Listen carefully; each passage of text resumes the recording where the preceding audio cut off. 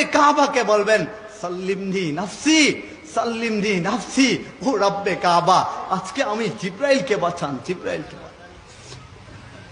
তাই বলুন না, ওই মরণের আগে আগে আমাদের মরণের প্রস্তুতি নেওয়ার দরকার আছে না নাই?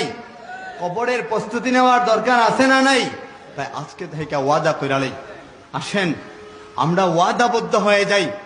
যারা বৃদ্ধ বাবাজি আছি, যাদের বয়স হয়ে গেছে, যারা যুবক ভাইরা আছি, বয়স 23, 24, 25, 30 হয়ে গেছে, আজকে থেকে এখন থেকে ওয়াদা করে নেই, আমার জীবনের শেষ গুনাহ যেটা হয়ে গেছে হয়ে গেছে, কিন্তু সামনে যা হবে আর কখনো গুনাহ হবে না।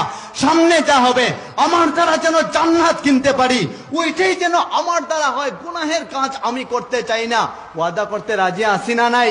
ওই রব্বে কাবাকে হাত তুলে দেখাই, ইয়া রব্বে কাবা, আজকে থেকে আমরা ওয়াদা করলাম জীবনে কখনো গুনাহের কাজ করব না। বলেন, জীবনে কখনো গুনাহের কাজ করব না।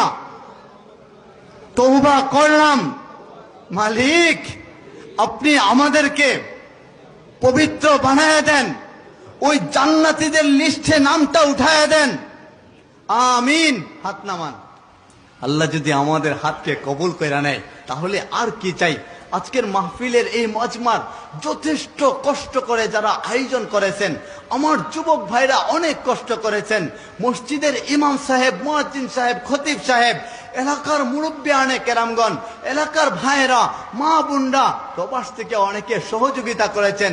সকলের জন্য আমাদের দোয়া করার দরকার আছে না নাই? আর দোয়া ও মুখল ইবাদা, বলে দোয়া এমন একটা ইবাদত, প্রত্যেকটা ইবাদতের মূল আর মগজ হচ্ছে দোয়া।